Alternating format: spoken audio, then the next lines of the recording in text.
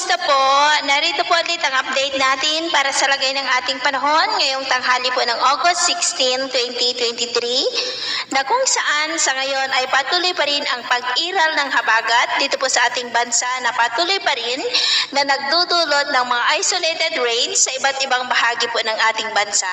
Samantala sa labas po ng ating area of responsibility sa silangang bahagi ng Mindanao, about 2,950 km east of Davao Region, ay may isang shallow LPA po na nabuo at tinawag ito ng Joint Typhoon Warning Center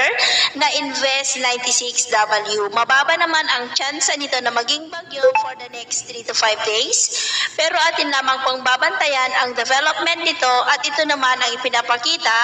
ng forecast model na atin pong ginagamit hanggang sa susunod na 2 linggo.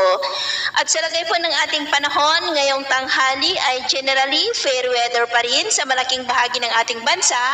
lalo na po dito sa Luzon. Pero dahil sa habagat ay may mga isolated rains sa ilang bahagi po ng Northern Palawan, Cavite, Masbate, Sorsogon, ilang bahagi ng Mindoro Provinces, Panay Island, Negros, Cebu, Bohol, Leyte,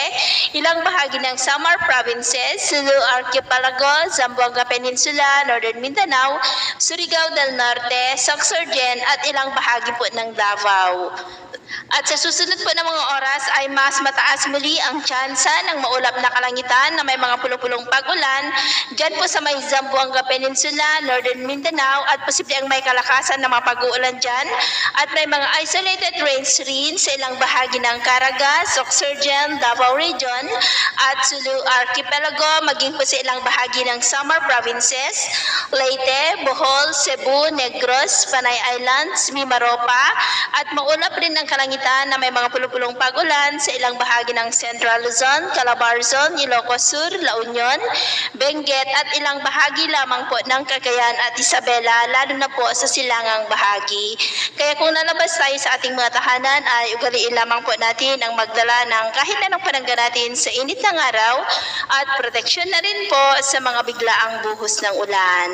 At sa atin namang mga baybayin, wala naman po tayong nakataas na anumang gale warning signals, pero iba yung pag-iingat lamang po kung papalaot tayo para mas makaiwas sa mga sakunang pangkaragatan.